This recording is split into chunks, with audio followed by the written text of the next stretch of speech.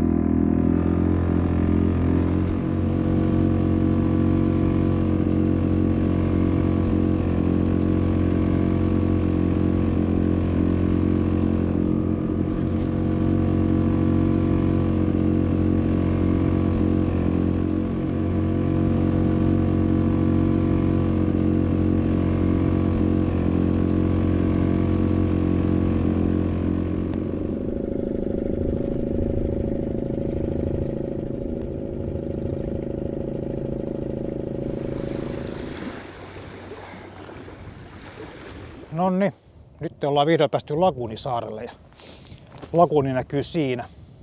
Eli tää on länsitonttu Helsingin edustalla. Täällä on avomeren laidalla. Tai ehkä tää on jo avomertakin. Tosi hieno paikka ja hyvä päivärehdikohde. Siinä on hieno satama veneille. Pikkas oli säätyö tää matka. Oli aika isot aallot tuossa matkalla. Onneksi oli aika tommosia loivia, niin pystyi olla pikkukumiveneellä tulemaan tänne. Ja sitten tuli vähän tommoista eräräjäilytysdraamaa tähän. Yritin dronettaa tämän mun hienon saapumisen tälle saarelle ja sitten dronen potkuri osui käteen ja nyt on käsi verillä. Ja sitten tuli vielä toi räntäsadekin siihen ilahduttamaan mua tässä hommassa. Mutta täällä ollaan. Hieno paikka ja kello on sen verran paljon, että valoa riittää vielä pikkasen aikaa, niin käydään katsomaan miltä tää näyttää tää mesta.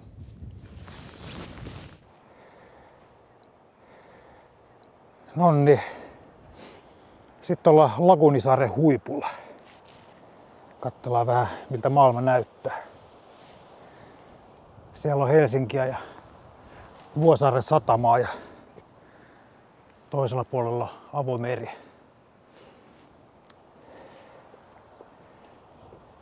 Hieno paikka tämä.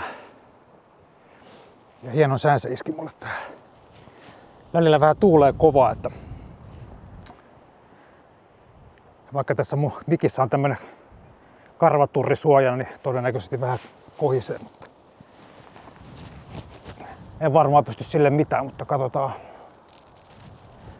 Käydään katsoa tosta vielä tonne laguuniin. Katsotaan, onko laguuni vaipunut jo varjoon tuolla.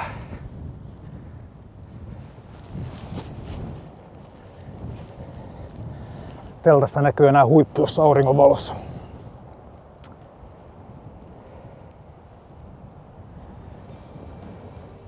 Tämmönen täällä huipulla.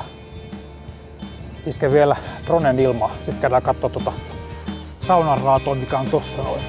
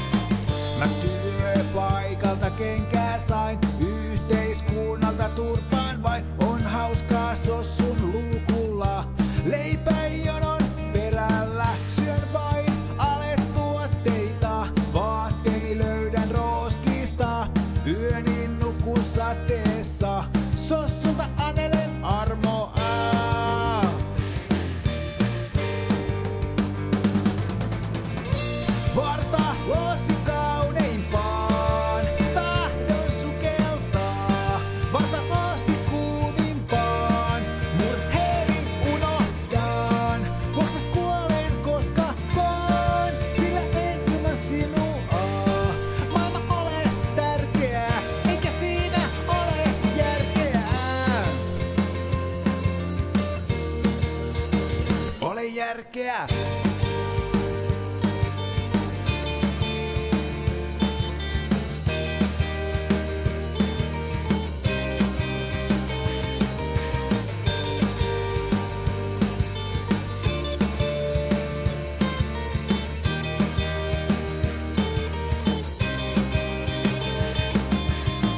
Sitä muistaa kyllä paikkansa, kun menettää ihmisarvonsa. Rikas ottaa kaiken köyhiltä ja nauraa matkalla pankkinsa. Siinä se on Lagunisaaren saunan takaseinä. Sen halusitte nähdä ja siinä se nyt sitten on. Ja täällä on joku köysiviritys, että se yritetty, että se pysyisi paikallaan. Ja vähän on jotain roskan tynkääkin tossa. Kiuas on eksynyt sinne ja sieltä se ei hirveästi lämmitä. Huonossa hapessa on. Katsotaan sisälle sinne.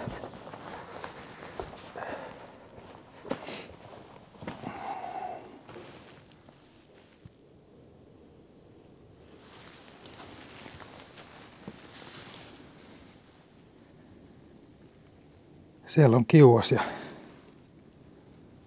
tuoreen näköisiä puita. On täällä ilmeisesti elosteltu vielä. Ei niin kauhean kauaakaan sitten.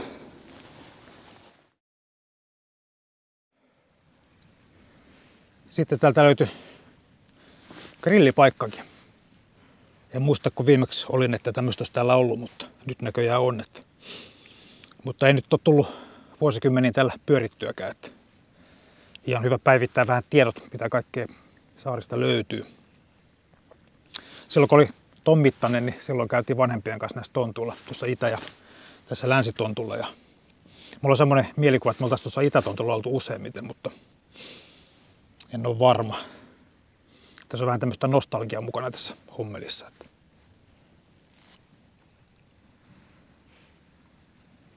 Mahtava meininki.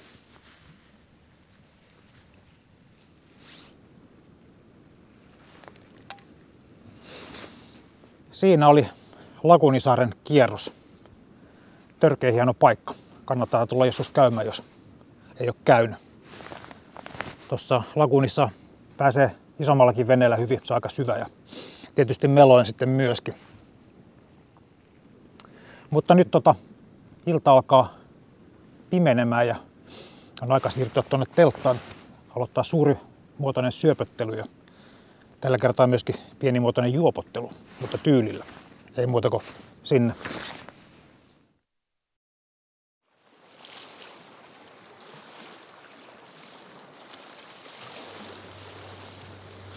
Tuli sitten kuitenkin tähän terassille vielä alkudrinkille ennen kuin menen tuonne ravintelin puolelle syömään.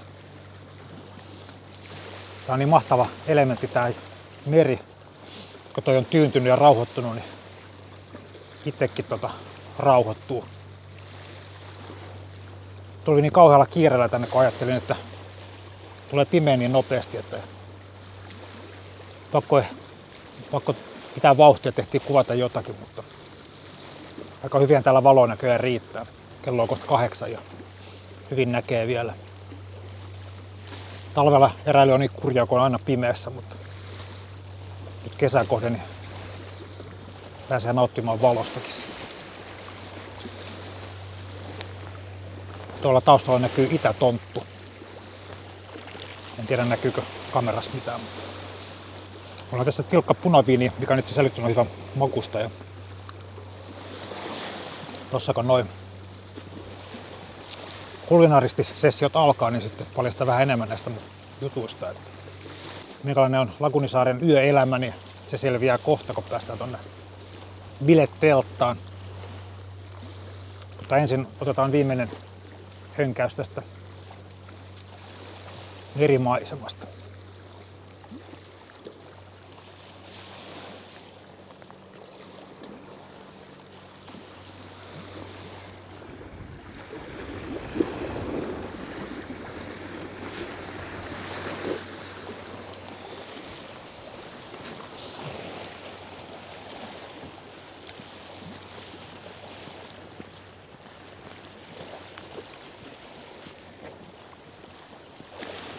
Sitten ollaan Lagunisaaren biletteltassa.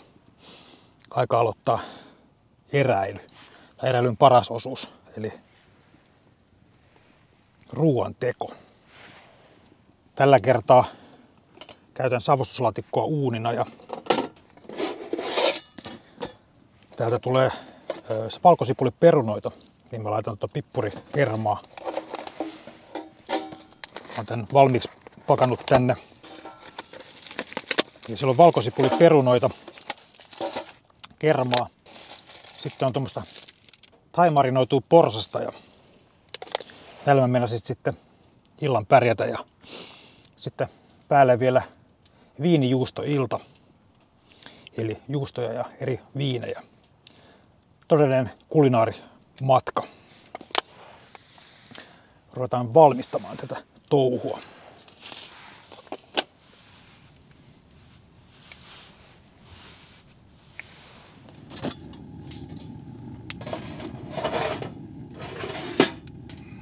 Tässä kun odottelee ruokaani, vähän turinointia tuosta näistä paikoista. Mulla on tosiaan ollut varmaan 20 vuotta, kun olen viimeksi näissä käynyt. Meillä oli vene, kun mä olin pieni ja silloin veneltiin paljon näissä tuossa Itätontulla ja Länsitontulla. Ja siinä 80-luvun taitteessa sai tosi paljon turskia täältä. Muistan, kun kerran tultiin turskia kalastamaan ja saatiin tunnissa 64 turskaa. Muistaakseni jossakin tuosta Itätontun edestä se oli jo. Osuttiin suoraan parven päälle ja tunnin jälkeen piti lopettaa. Mulla oli niin paljon turskaa joka paikassa. Ja löysin tuolta arkistosta yhden kuvan, missä olin isän veljen kanssa ja kuvassa. Ja siinä on muutama turska sitten, isommat mitä saatiin. Ja mun mielestä se kuva on tuosta Itätontulta ja liimataan se tähän päälle, että saadaan vähän tämmöistä nostalgiaa tähän hommaan. Että pitäisi enemmän käydä täällä perellä kyllä fiilistelemässä. Hienoa eräilyä tämäkin. Katsotaan vähän tuota ruokaa. Miltä se näyttää. Sehän kiehuu oikein kunnolla. Katsotaanpas missä kunnossa se on.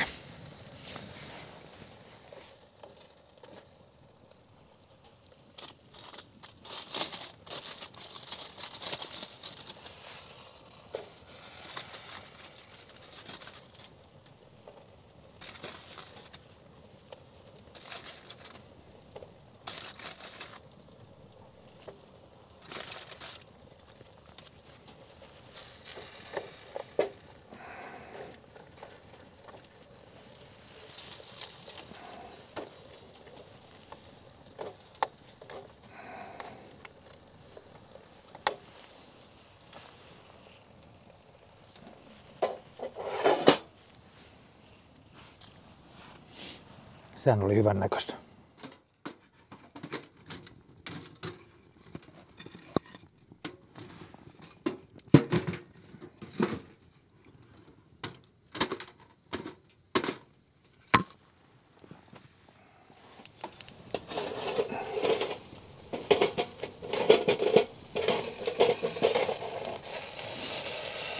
Siellä alkaa olla aika iloisen näköistä. Sitten vähän liholle thaisoosia. Ei menisi varmaan kokkikoulussa läpi tämmönen kermaa ja taikastikkeita täällä, mutta nyt ollaankin luonnossa.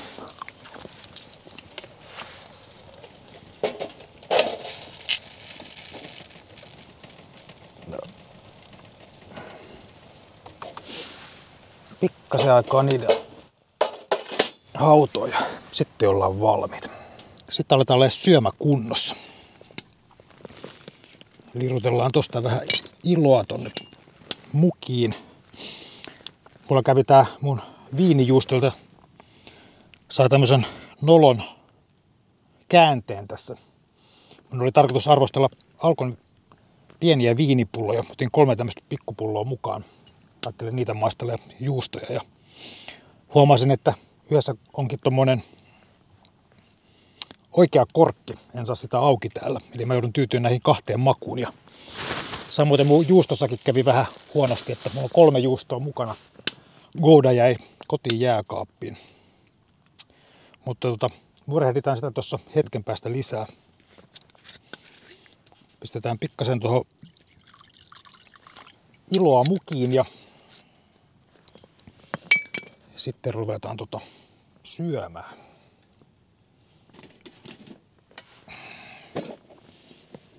Täältä tulee nyt höyryt päälle.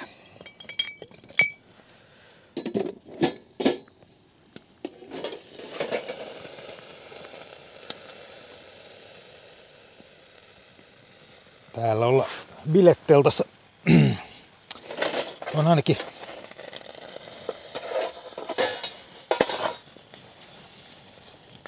ruuat kohillaan. Kyllä vain. Sitten ruvetaan syömään valkosipuliperunoita ja thaimarinoitua porsasta.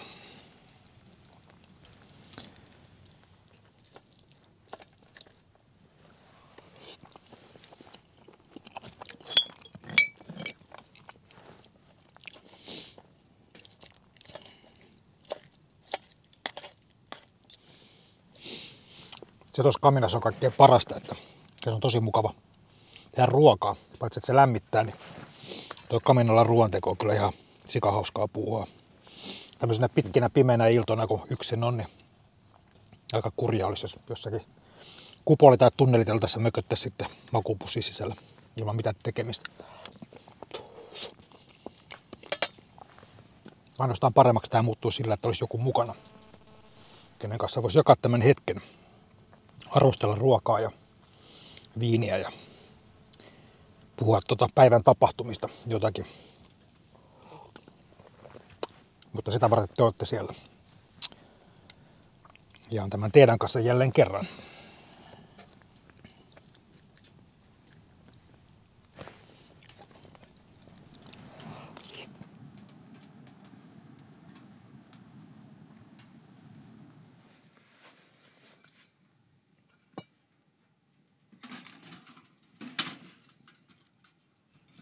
Jeps. Sitten alkaa grande final. Eli tämän reissun perimmäinen tarkoitus. Eli viinin ja juuston maistelu. Ja tosiaan kävi semmonen kämmi, että tuossa pullossa Montes Alfas, mikä kuulostaa erittäin miehiseltä, niin siinä on korkki. En saa sitä auki, joten se jää nyt arvostelematta. Mutta mainostin tuossa aikaisemmin, että Gouda jäi pois matkassa, niin eipäs jäänytkään. Gouda löytyy siitä. Eli 4 juustoa ja 2 viiniä. Ja aloitellaan tämmöisellä kuin Frontier, Cabernet ja Sauvignon. Ja maistellaan sitä sitten juustojen kanssa. Sitä ei tarvita paljon, koska tässä nyt on maku pääasia.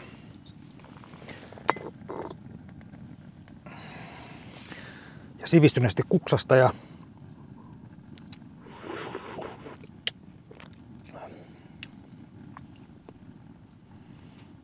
okei. Sen takia pikkupulloja, koska tommonen iso pullo on viininmaistelu, varsinkin kun yksin maistelee, niin aivan liian iso. Niin sen takia jos kiva löytää hyviä pikkupulloja, niin se on siis tämän testin tarkoitus.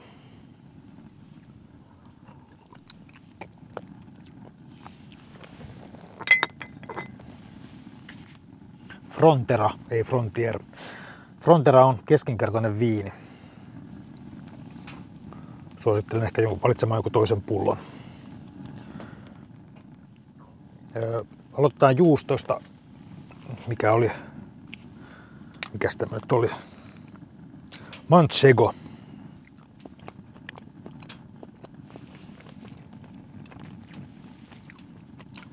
Täysin mauto.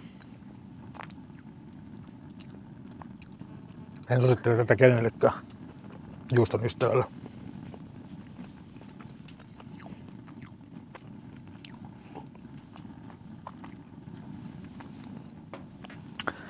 Tossa, mikä on viipaleina, niin toi on tommoista juhla cheddaria.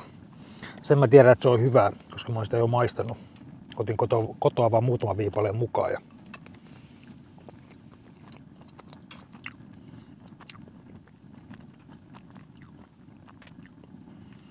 Mutta ei sekään oikein pärjää tule viinille. Tää vähän tämmönen hapokas viini. Niin. Sitten on Goudaa. Vanha Gouda Pirkka. Ihan riskillä otin tämmösen. Maistetaanpa sitä siitä sitten.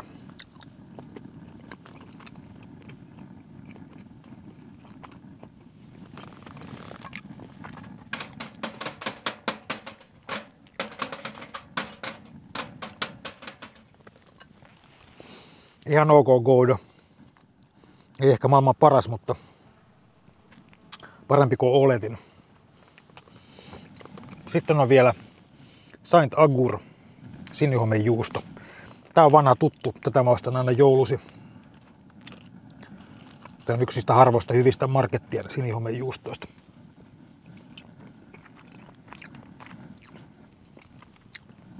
Ja se ei petä nyttekään. Tuommoinen sinihomejuusto, mikä on pikkasen tommonen pehmeämpi ja Frontera oli edelleenkin vähän lussakka. Mikäs tän nimi oli? Betengosta Alenguer 2017. Mitä on jopa pari vuotta vanhaa.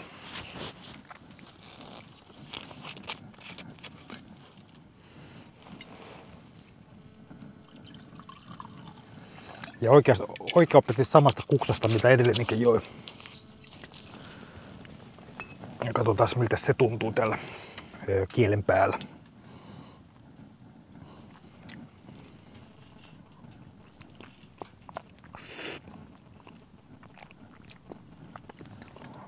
Huomattavasti parempi viini kuin toi Frontera.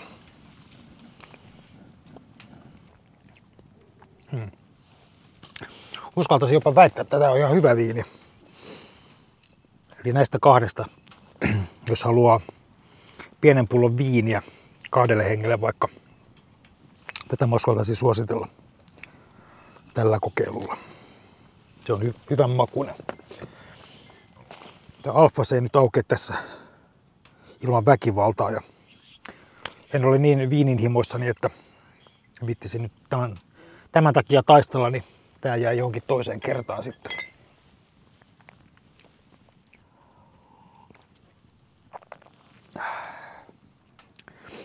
Semmonen viininmaistajassessio ja juuston. Elämä on mahtavaa. Nyt sitten loppuilta maistelen näitä tästä pikkasen vielä lisää ja sitten tuijotellaan liekkiä ja sitten tää touhu onkin ohi. Pieni loppuraportti sitten tänne loppuun sitten. Hyvää yötä.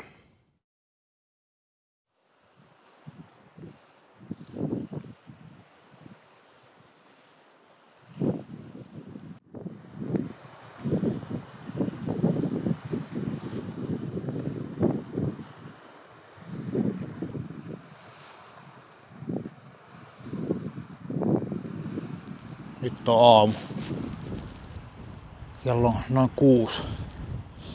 Aikainen lähtö. Lupasin olla aikaisin kotona. Ja siinä näkyy mun leiri. Mitä ne ei jäänyt jäljellä. Pieni loppuraportti. Miten tää oikein meni.